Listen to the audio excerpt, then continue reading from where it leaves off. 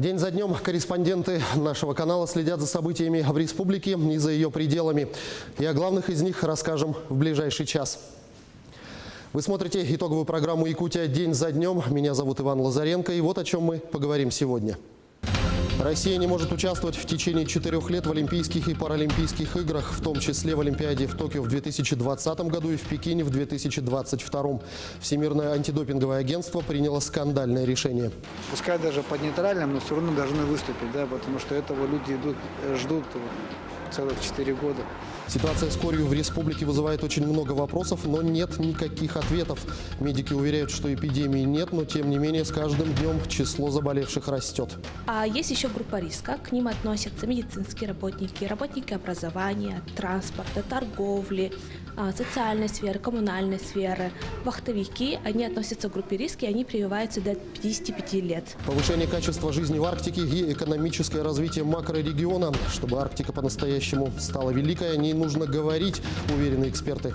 У вас совершенно уникальные условия, связанные именно с вечной мерзлотой, с тем, что эта вечная мерзлота должна сейчас изучаться с точки зрения деградации, потому что это сильнейший эффект воздействия на климат. Круговорот воды в коммунальных службах. Грядет ли новый коммунальный коллапс в республике? Мы сейчас выходим на комиссию по чрезвычайным ситуациям в Восьмайском районе, так как у нас проблема возникнет, потому что у нас просто реально не хватит топлива, у нас не хватит денежных средств. Выставка молодых художников, фестиваль песенного мастерства и многое другое. В столице республики отпраздновали 30-летие Ассоциации коренных малочисленных народов Севера.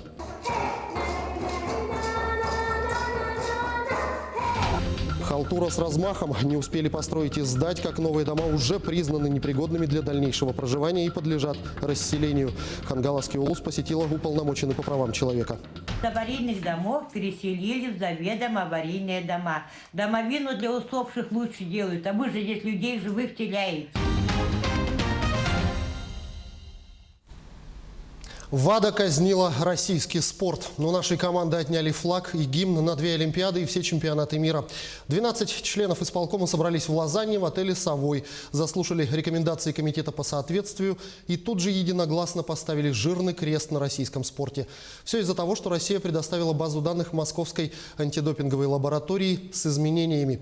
Российская сторона утверждает, что коррективы в базу данных уже из Америки вносил доктор Родченков и сбежавшие вместе с ним в США коллеги. ВАДА настаивает на том, что изменения делались в то время, когда база данных находилась под контролем Следственного комитета России. Решение Всемирного антидопингового агентства по поводу российских спортсменов частично противоречит Олимпийской хартии, заявил президент России Владимир Путин во время пресс-конференции по итогам саммита Нормандской четверки, состоявшегося в Париже. То, что лежит на поверхности, то, что я вижу сразу.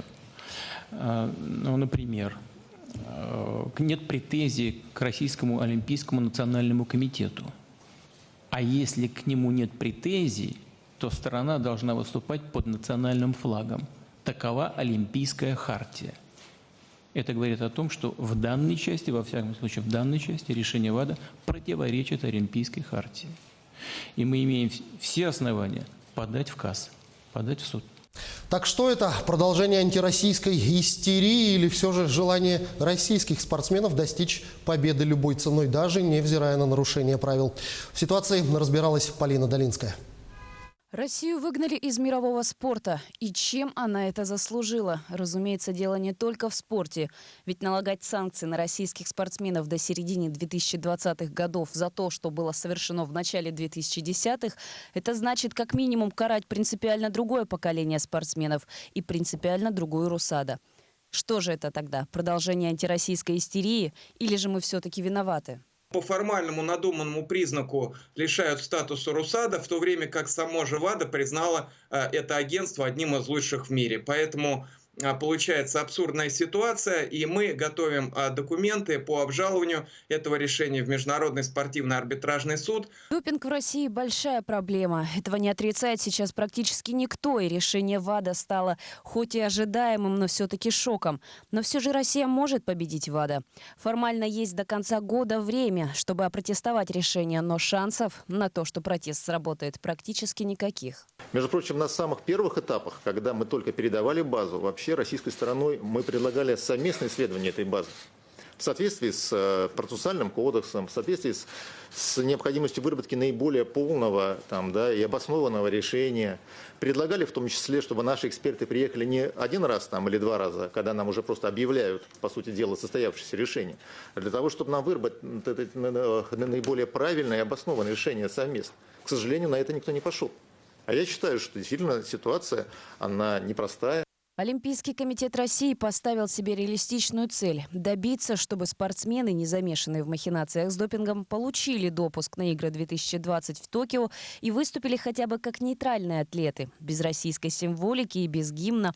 Однако в условиях национального позора многие россияне все же надеются поболеть за свои сборные.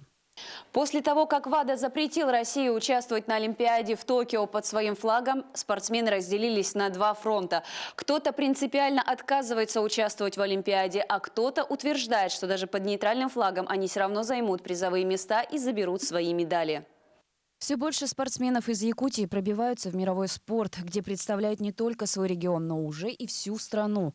Но как можно испытывать чувство патриотизма и гордости, если то и дело Россию загоняют в рамки? Остается ли чувство удовлетворения своей работой?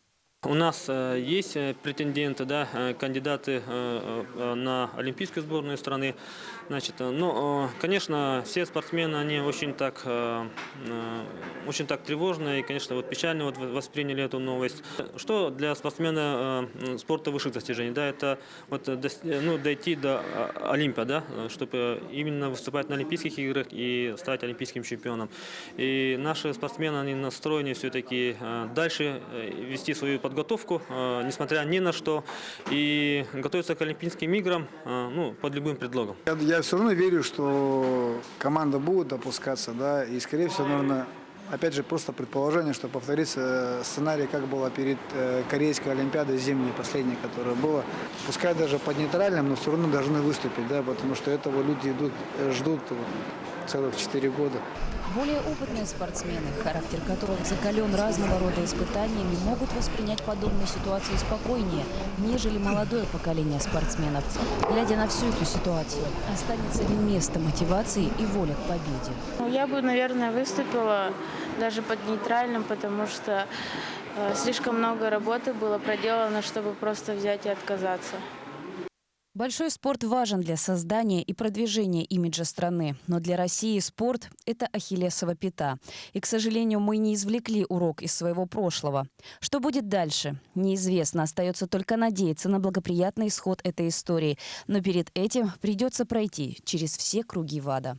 Полина Долинская, Семен Семенов, Якутск.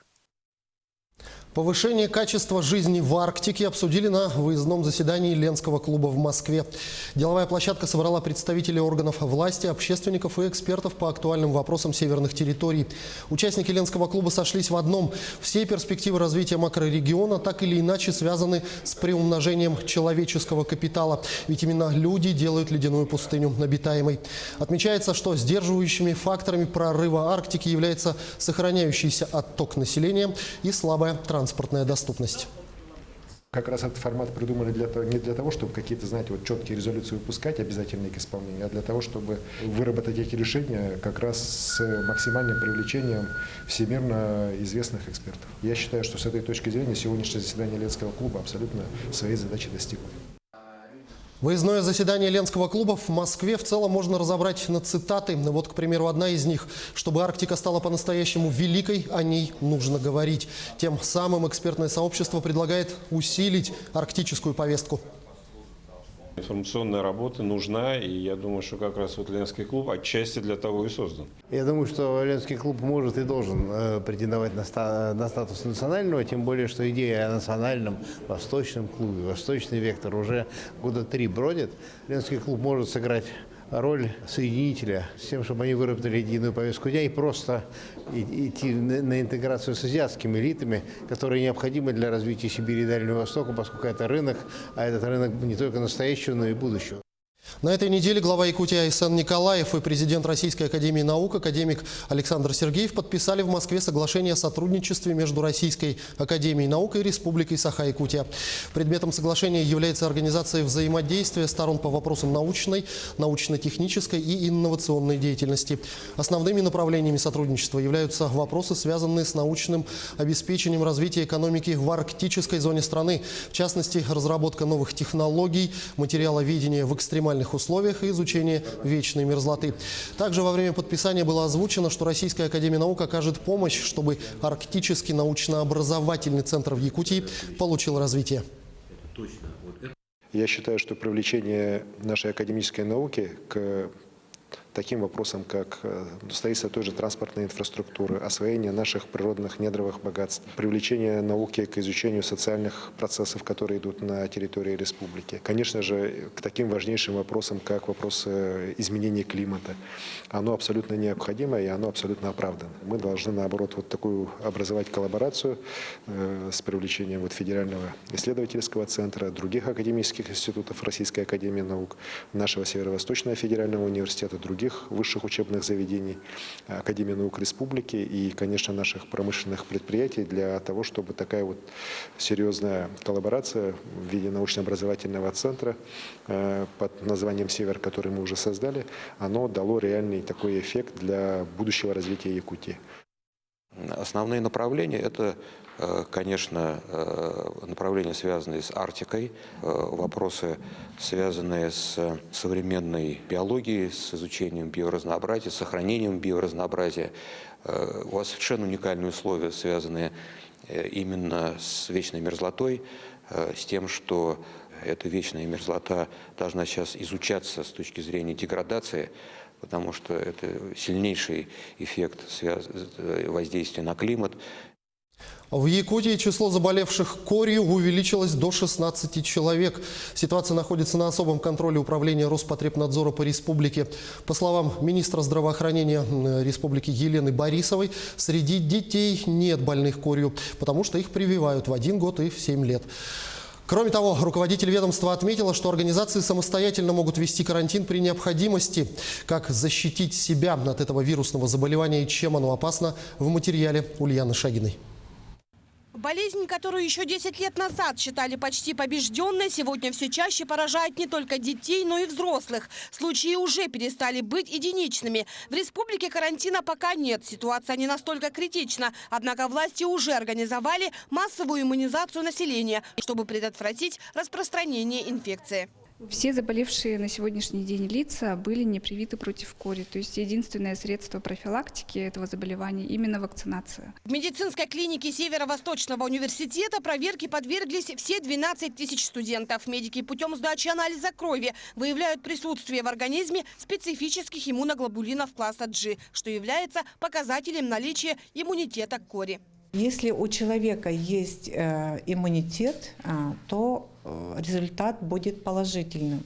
Если у человека нет иммунитета, то результат иммуноглобулина G будет отрицательным. Проверки проводятся и в других организациях. Обследуются и те, кто находился в контакте с заболевшими людьми. Люди, наверное, у которых соседи оказались больными, уже на это почувствовали. Приходили и педиатры, и терапевты, которые организовывали эти прививки. Корь – одна из самых высокозаразных вирусных инфекций, известных человеку. Опасное заболевание, которое может вызвать серьезные осложнения, вплоть до летального исхода, особенно среди детей младше 5 лет. Если вы у себя заметили эти симптомы – кашель, насморк, конъюнктивит,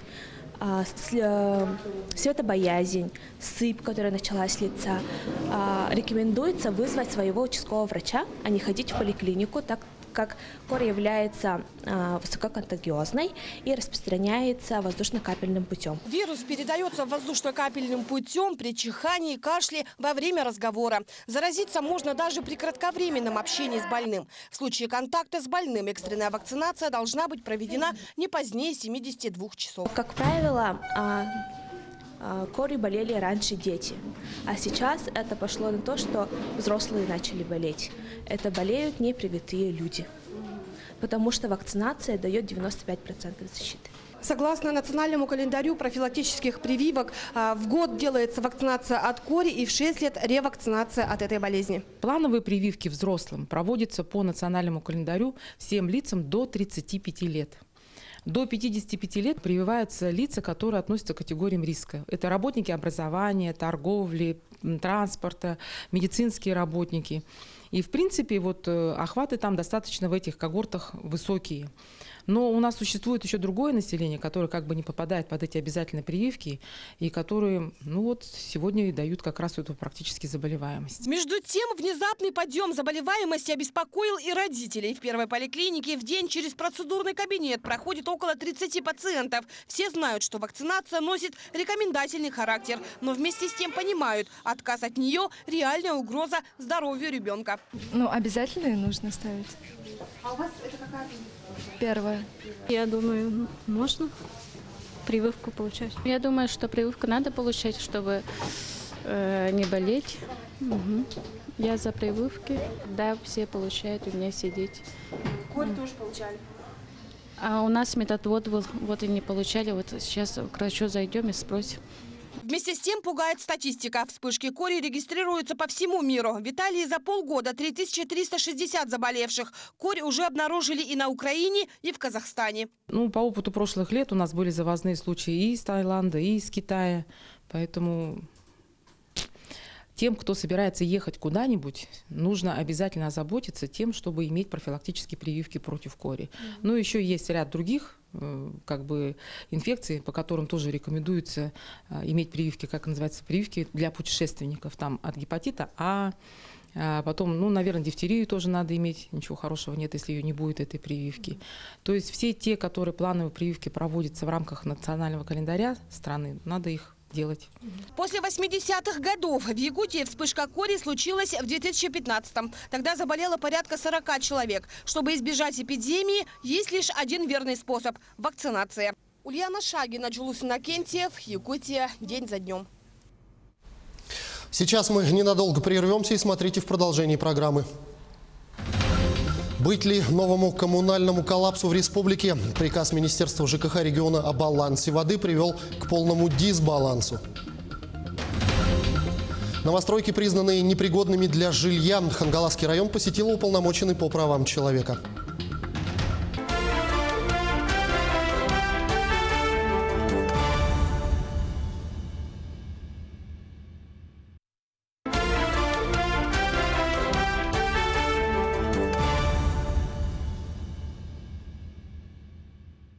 Мы продолжаем программу. Круговорот воды в коммунальных службах. Новое положение приказа Министерства ЖКХ Республики, принятое в июле этого года по балансу воды, привело ресурсоснабжающие предприятия к полному дисбалансу. Предприниматели оказались не готовы к работе в новых условиях.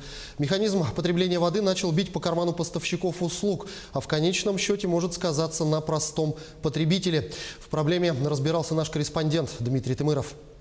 Полгода работы с новым механизмом обращения и расчетами потребления воды поставила в тупик ресурсно-снабжающие предприятия республики. Проблемы есть не в одном районе. С выходом положения о балансе воды у нас начались проблемы со сравнением нормативов численности и начисления холодного и горячего водоснабжения. Мы работаем в программе «Биллинг», где у нас производится начисление, где у нас указаны все нормативы, численность населения. Простой пример. ГУП ЖКХ дает данные одни, мы данные другие, так как количество людей, оно не постоянно. То есть люди не живут постоянно по одному адресу. Они ездят в отпуск, в больницу, умирают, рождаются.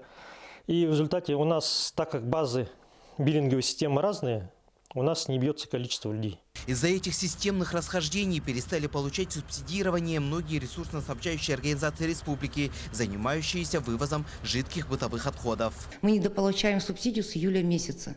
У нас в общей сложности в июле выплатили 20% от субсидии, в августе 40%.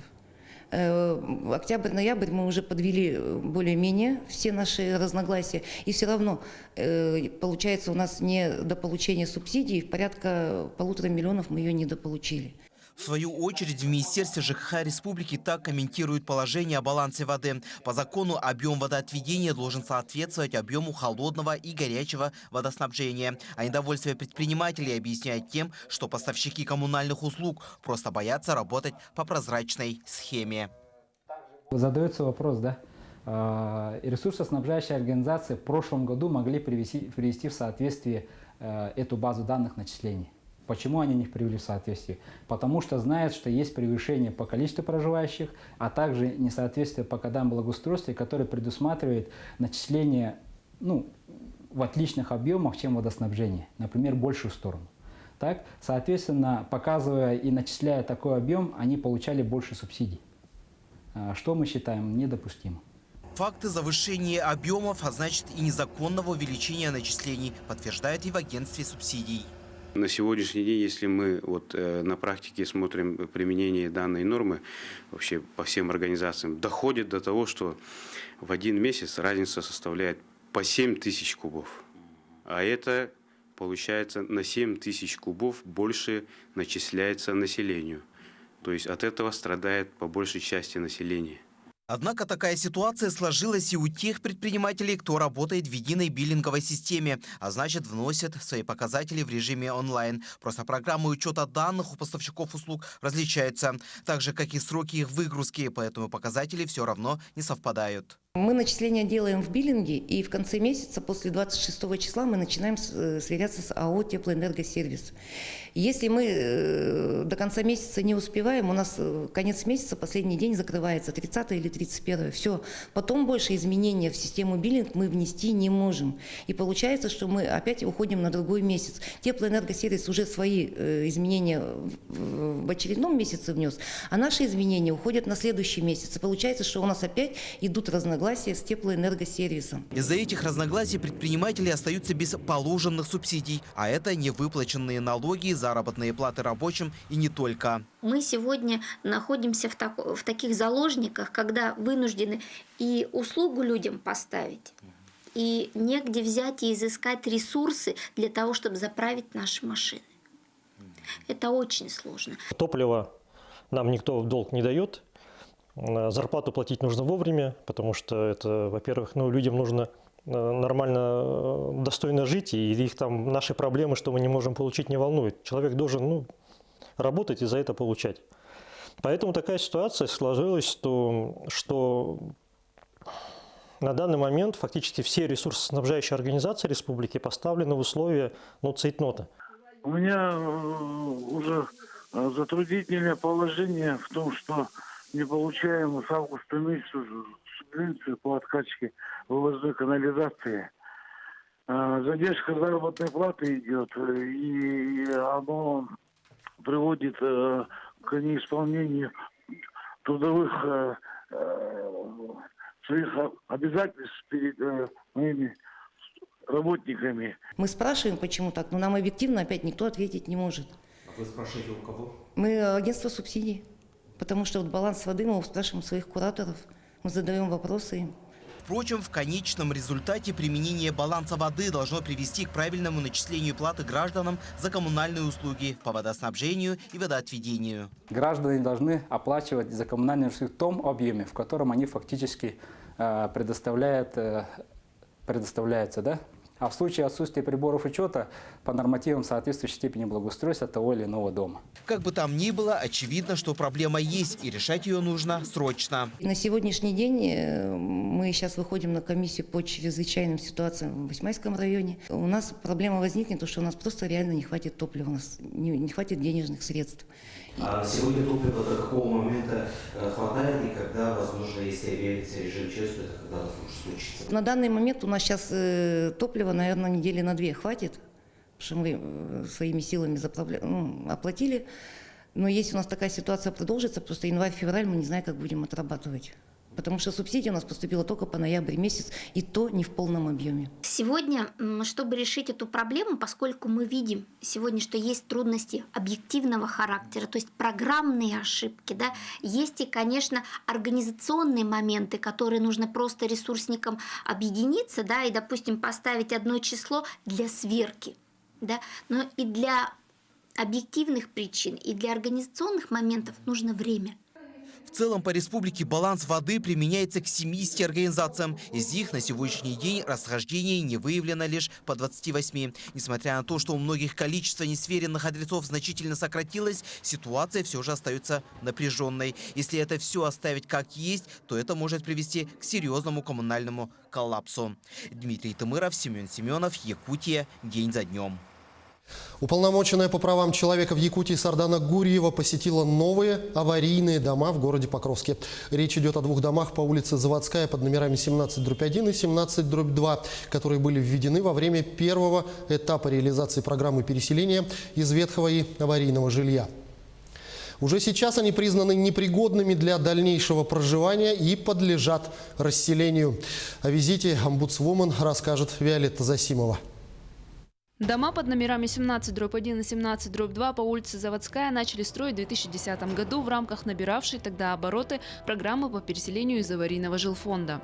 В феврале 2011 года объекты ввели в эксплуатацию. Ключи от квартир вручили 32 семьям. Жалобы на предоставленное жилье посыпались с первого же дня заселения. Дома в деревянном исполнении не были утеплены, канализация не работала. Устранять недостатки домов согласно гарантийным обязательствам должна была компания-застройщик. Но через год она объявила себя банкротом и исчезла с горизонта. Не прошло и 10 лет, как межведомственная комиссия признала дома по Заводской непригодными для проживания. Из аварийных домов переселили в заведомо аварийные дома. Домовину для усопших лучше делают, а вы же здесь людей живых теряете. Отчаявшиеся жильцы отправили коллективную жалобу к уполномоченной по правам человека в Якутии Сардане Гурьевой. После изучения жалобы и сбора информации омбудсвумен отправилась в Покровск с выездной проверкой. Какая у вас сейчас температура в квартире? Ну, я вот не знаю, градусника у меня нету, но вот с полов очень дует. Мы полы не утепляли, потому что у нас финансов не хватает. Ну, я расскажи, сколько градусов. Если картошка на полу у вас замерзла, да, что вы говорите-то? Картошка-то замерзла. Холод на первых этажах и в подъездах – это первостепенная проблема жильцов обоих домов в зимний период. Пути решения этой проблемы и еще ряд других вопросов обсудили на совместном приеме граждан, где присутствовали сами жильцы, Сардана Гурьева, представители прокуратуры, администрации района, города и управляющих компаний. В первую очередь были даны поручения заактировать температурный режим в домах, определить места утечки тепла, утеплить тамбуры, увеличить мощность батарей, закрыть пожарные люки. Также был озвучен год переезда в новое жилье. Сегодня нам глава города Покровска сообщил, что данные дома, их переселение включены в реестр по программе переселения на 2028 год. Администрация района вызвалась взять на контроль детей и инвалидов, проживающих в домах. А со стороны прокуратуры района будет ставиться вопрос о возбуждении уголовного дела в отношении должностных лиц, принимавших в свое время эти дома. Ощутимо такой реальный разговор я услышала только сегодня. У нас везде, когда вот мы куда ни обращались, везде были отписки, как-то отговорки, то, что кто-то на кого-то ссылался, тот конкретно. В целях оперативного обмена информацией о ходе выполнения принятого плана действий был создан общий чат мессенджеры WhatsApp, куда вошли все участники совместного приема граждан. В конце декабря должна состояться повторная встреча для подведения итогов проделанной работы. Виолетта Засимова, Федор Тарасов, Якутия. День за днем. Сейчас мы ненадолго прервемся и смотрите в продолжении программы. Расскажем о главных новостях районов нашей республики, о чем говорят и пишут. Ассоциация коренных малочисленных народов Севера Якутии отпраздновала 30-летний юбилей.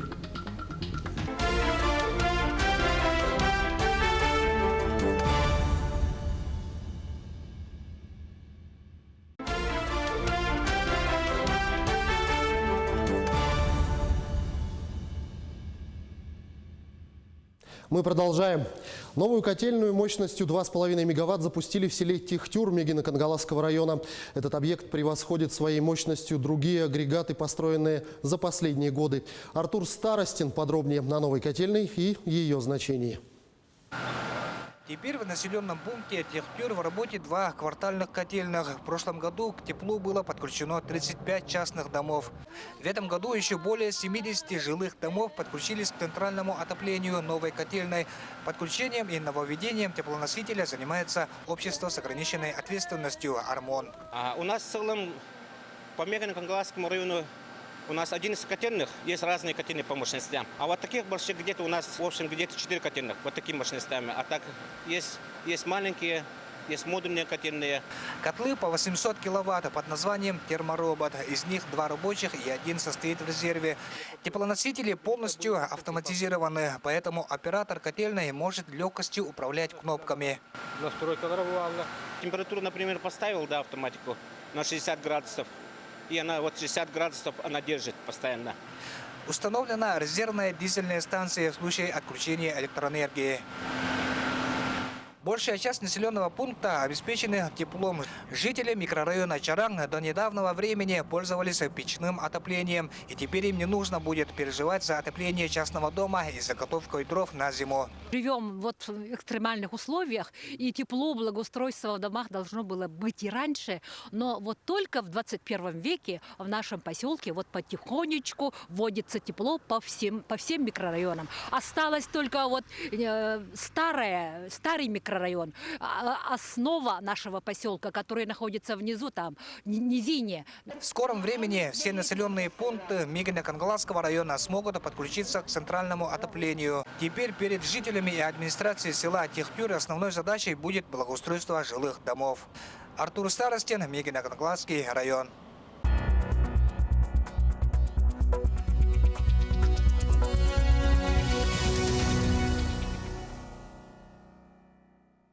Ну а мы продолжаем знакомить вас с тем, о чем пишут газеты, выходящие в разных районах нашей республики. О самом интересном расскажем прямо сейчас. В Алдане с участием специалистов Центра компетенций по вопросам городской среды состоялся общественный семинар по проекту парка «Золотой», который совсем скоро будет направлен для участия во всероссийском конкурсе малых городов и исторических поселений. В проекте учтены интересы жителей всех возрастов.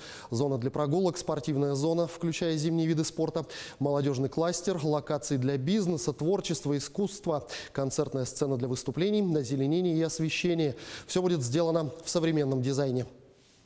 Также газета «Алданский рабочий» пишет о бале чемпионов, который прошел в Алдане уже в 4-й раз. Церемония чествования главой района спортсменов, прославивших свою малую родину на республиканских, дальневосточных, всероссийских и международных соревнованиях, становится доброй традицией. 2019 год принес в копилку Алданского района медали соревнований по дзюдо и самбо, карате и ушу, плаванию, лыжным гонкам, легкой атлетике, боксу и вольной борьбе.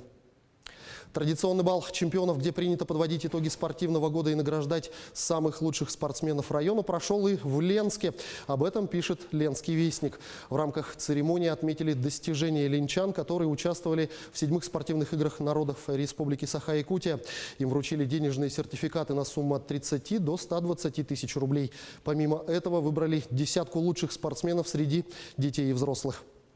А команда автомехаников Ленского технологического техникума вернулась с открытого чемпионата WorldSkills Russia с достойными результатами. Команду представляли 2 студентов – Виталий Кузнецов и Александр Соболев. Александр занял 7-е место и стал обладателем медального чемпионата WorldSkills Russia «Молодые профессионалы».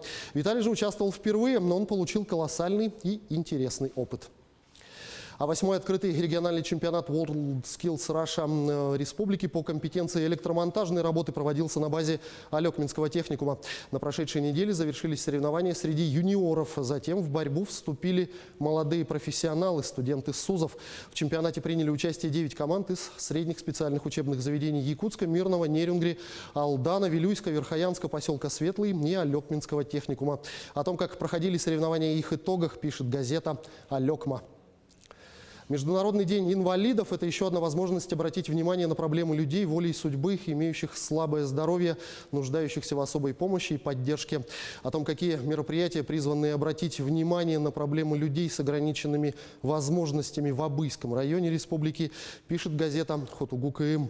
Среди острых проблем района – строительство жилья по программе переселения из ветхого и аварийного жилья, протечка канализации в поселке Белая гора, экологические проблемы, права и обязанности недропользователей, новых правил в рыболовстве, строительство реабилитационного центра. Читают ли сегодня книги? Если да, то какие? На эти вопросы нерюнгринские журналисты из газеты «Индустрия Севера» попробовали найти ответы и пошли в библиотеку, репортаж из которой опубликован в свежем номере газеты. И оказалось, что интернет не вытеснил любовь к шороху страниц печатных изданий, и картотека в библиотеке содержит данные тысяч пользователей. Также газета «Индустрия Севера» в своем последнем номере рассказывает о приближающемся новоселье в поселке Чульман, где в новое здание скоро переедет детская поликлиника. Как говорит главный врач Центральной районной больницы Алексей Еворский, в старом помещении 1959 года постройки детская поликлиника находилась с 1980 года. Здание не соответствовало требованиям, и Минздрав республики выделил целевую субсидию на капитальный ремонт. И вот в ближайшее время ремонтно-строительные работы завершатся. Морозы начинают проверять подготовку коммунального хозяйства к зиме. Корреспондент газеты «Тампонский вестник» побывала в новой котельной поселка Хандыга, которую ввели в строй в новом отопительном сезоне. Из 5 котлов тепло обеспечивают 3. После того, как температура воздуха опустилась ниже минус 40 градусов, подключили еще 1. В новой котельной есть все условия. Комната отдыха, вокруг светло и чисто, а это самое главное для труда. Также на страницах газеты вы найдете материалы благотворительной акции «Полка добра» для инвалидов села Мегино-Алдан. Силами молодежной организации «Т-Тим» Мегино-Алданского наслега была изготовлена и размещена в магазине специальная полка, куда каждый житель села имел возможность оставить купленные продукты питания на любую сумму. Акция длилась 5 дней. За это время было собрано предостаточно продуктов, которые были доставлены 22 инвалидам первой и второй группы и 1 ребенку-инвалиду. Традиционно в канун Нового года лучших школьников будут чествовать на традиционных новогодних елках. Юные булунчане примут участие на главной елке страны в Москве, елке главы республики в Якутске, а также елке главы района. От Булунского района участие на главной елке страны примет ученица 4 класса Барагонской школы Алина Горохова. Алина является активисткой, она победитель и участник школьных, муниципальных, республиканских, всероссийских и международных предметных олимпиад и различных конкурсов. Об этом материал в газете «Маяк Арктики».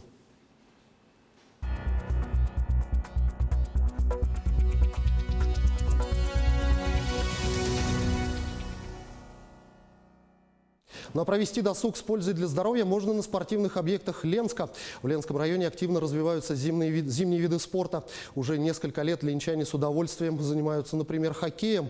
Ну а те, кто считает эту игру травмоопасной, используют коньки без клюшки. В выходные на льду собирается почти весь город, и неудивительно, ведь прокат спорт-инвентаря с недавних пор в Ленске бесплатный. В этом году был закуплен новый инвентарь и обновилась лыжная база.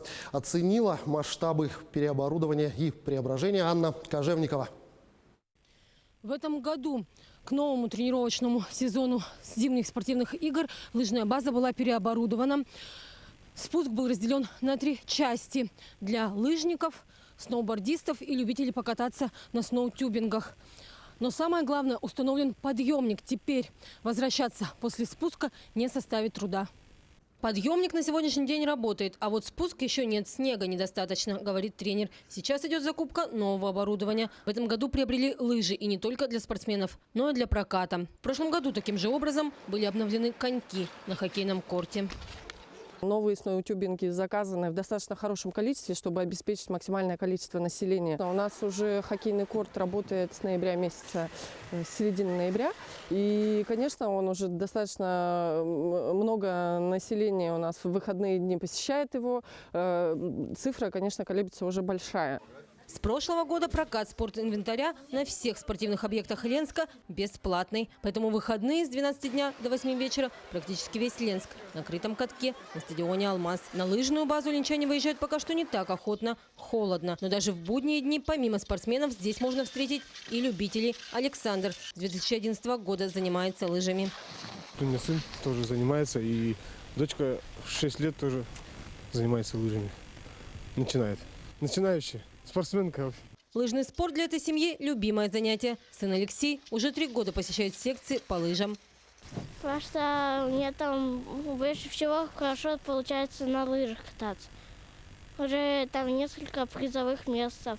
Там первое, там второе, первое, там много первых я там занимал.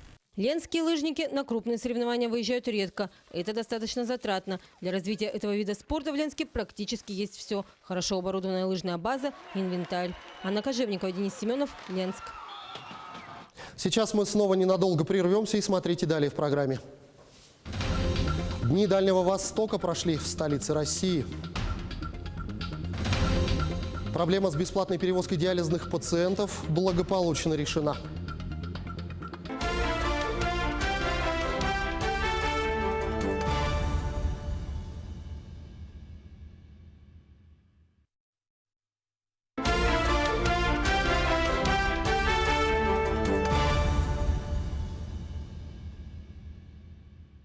Мы продолжаем программу. Уходящая неделя оказалась довольно богатой на различные новости, хорошие и не очень. Вкратце расскажем о самых, на наш взгляд, важных и интересных событиях. Ипотека с беспрецедентно низкой ставкой стартовала 9 декабря 2019 года и продлится до конца 2024. За 3 дня после запуска ипотеки под 2% в банк Дом.РФ уже поступило более 300 заявок от тех, кто мечтает иметь свое жилье. И банк уже одобрил кредиты на сумму около 350 миллионов рублей. Стать участником программы могут супруги до 35 лет и не состоящие в браке заемщики до 35 лет с детьми. Также оформить ипотеку со ставкой 2% могут участники программы «Дальневосточный гектар», получившие земельный участок на Дальнем Востоке для строительства дома. Максимальная сумма кредита 6 миллионов рублей, срок от 3 до 20 лет. Минимальный первоначальный взнос 20% от стоимости жилья. Федеральную премию «Звезда Дальнего Востока» в номинации «Открытость» получил телеканал НВК «Саха». Награждение прошло в рамках ежегодного фестиваля «Дни Дальнего Востока» в Москве. Награду генеральному директору национальной вещательной компании «Саха» Олегу Маркову вручил полномочный представитель президента России на Дальнем Востоке Юрий Трутнев. По итогам 2019 года НВК «Саха» занимает первое место по телесмотрению среди всех региональных каналов страны, сообщил Олег Марков. В поселке Айхал Мирнинского района произошло вооруженное нападение на магазин. По неофициальным данным, в результате пострадал работник торговой точки. Его доставили в больницу с огнестрельным ранением. Проводится процессуальная проверка.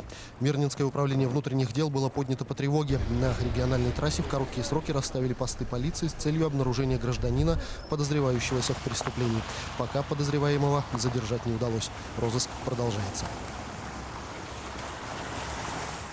12 декабря по всей стране прошло празднование Дня Конституции Российской Федерации.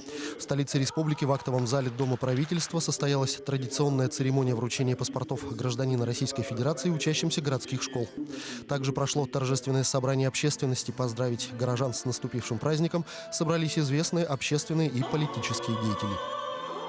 Скандал с перевозкой диализных больных благополучно разрешен. Напомню, пациенты, получающие гемодиализные процедуры, были вынуждены выйти на пикет с просьбой разобраться со сложившейся проблемной ситуацией. Им приходилось добираться до места лечения за свой счет, так как социальное такси отказало в бесплатной перевозке, сославшись на отсутствие финансирования. Глава республики Айсен Николаев поручил ответственным чиновникам разобраться с ситуацией в течение 2 дней. Поручение главы республики выполнено. На сегодня перевозки больных на процедуры гемодиализа продолжились в штатном режиме, сообщила в четверг министр здравоохранения республики Елена Борисова. Ассоциации коренных малочисленных народов Севера Якутии исполнилось 30 лет. За эти годы создано немало для сохранения национальных культур коренных малочисленных народов региона. Но в будущем предстоит еще большая работа по улучшению жизни коренных северян. Накануне дня рождения ассоциации на торжественном собрании члены всех этнических ассоциаций подвели итоги своей деятельности. И каковы планы на будущее, узнавала наш корреспондент Юлия Михайлова. Рекордное количество участников собрал на неделе 6-й фестиваль-конкурс «Эхо тундры и тайги». 2 дня в Доме дружбы народов имени Кулаковского звучали народные мотивы на всех языках коренных народов Якутии. 80 исполнителей состязались в 3 возрастных группах – дети, молодежь и старшее поколение. Сегодня поют не только коллективы детских садов, но и семейные ансамбли. Мы семейный ансамбль «Экден Мола». В 2015 году организовали наш ансамбль. Мы из села Сосыр Мумского района. У нас есть как и бабушки, так и дети. Мы поем на эвенском языке. Сегодня эвенки, чукчи, юкагиры, эвены возродили свои национальные праздники, восстановили национальный костюм, поют и танцуют так, как это делали предки. За всем этим большая кропотливая работа этнографов, ученых, активистов ассоциаций.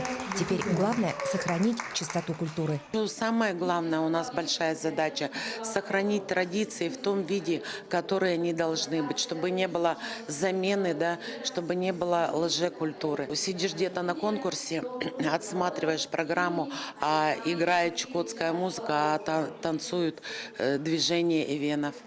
Ну, это, конечно, неправильно. На эвенском языке, хоть и смешанном с якутским, говорят жители села Саилы Кустьянского района, но традиции предков остаются незыблемы. Обычный мат – это мы делимся со своими соседями в стойбище, делимся добычей.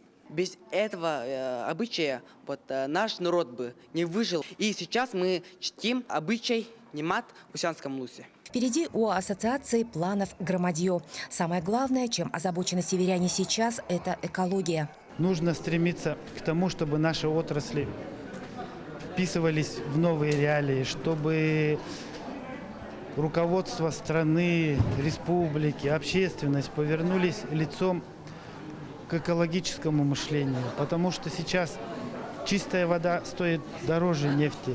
Сейчас люди развитых стран хотят кушать чистую еду и дышать чистым воздухом. Мы все это можем дать. Мы можем дать гораздо больше. За многотысячелетнюю историю охотничьего хозяйства эвенков не исчез ни один биологический вид. Это говорит о том, что модель хозяйствования народов кочевых, она идеальная по отношению к природе. Нужно брать ровно столько, сколько тебе нужно для того, чтобы жить, развиваться, вырастить своих детей. Еще одна актуальная проблема – сохранить родную речь. Только 4% эвенков региона говорят на родном наречии. Такая же катастрофическая ситуация сложилась и у других малочисленных этносов Якутии. Существуют методики, которые позволяют в этой ситуации спасти родную речь. Но мы не можем их применить, потому что это стоит очень дорого. Вот для сравнения скажу, Финляндия, саамы и эвенки в 50-е годы имели одинаковую статистику по уровню сохранности языка – 20%.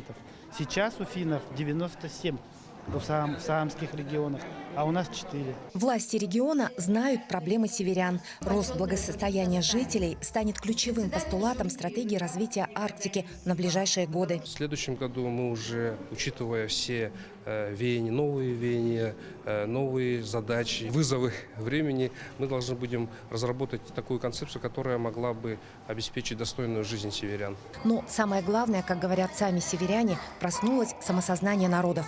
Современная молодежь хочет знать свой родной язык, свою культуру. А это вселяет надежду, что этносы не потеряются во времени. Юлия Михайлова, Георгий Григорьев, Григорий Николаев. Специально для программы «Якутия. День за днем». В столице завершился 3-й фестиваль «Дни Дальнего Востока» в Москве. Главной темой форума стали достижения региона и его потенциал. Это и возможности для туризма и приключений, перспективы для образования, карьеры и бизнеса.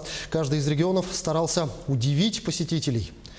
На экспозиции можно было увидеть и живых лаек, и снегоходы, интерактивные музеи, секции с погружением в виртуальную реальность. Как была представлена Якутия, из чего состояла деловая и культурная программа фестиваля, узнаем у Максима Кардозу.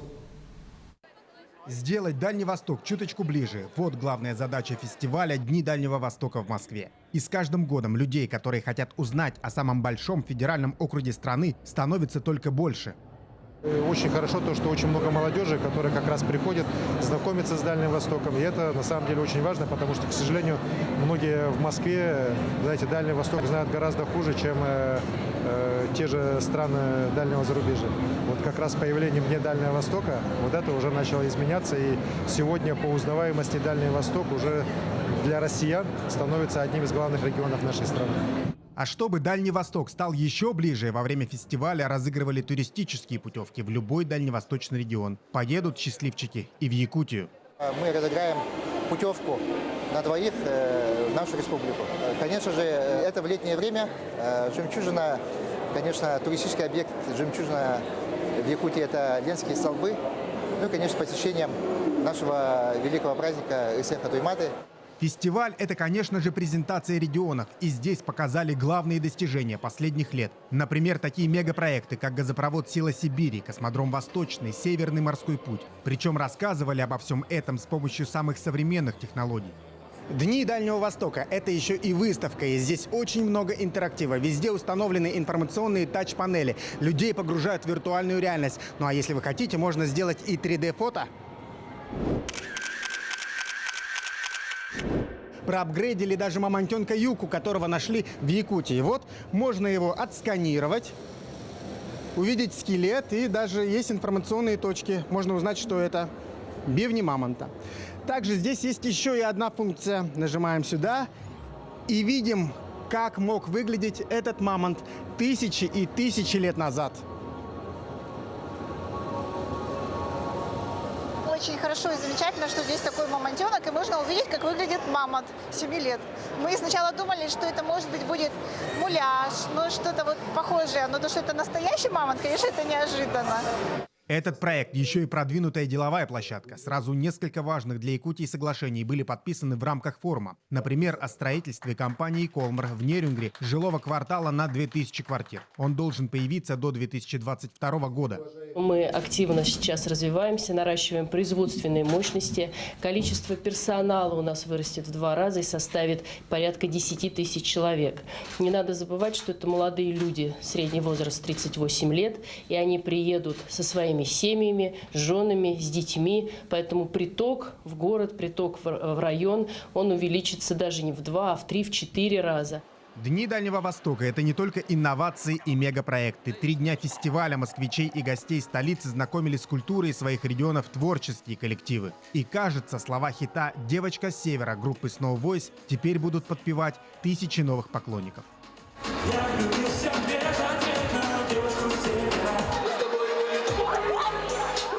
Максим Кардоза, Айсена Бурнашова, Виктор Олесов, Джур Березкин. День за днем. Москва. Вы смотрели программу «Якутия. День за днем». Именно такой была эта неделя. Корреспонденты нашего канала продолжают следить за развитием событий. Для вас в студии работал Иван Лазаренко. До встречи в эфире.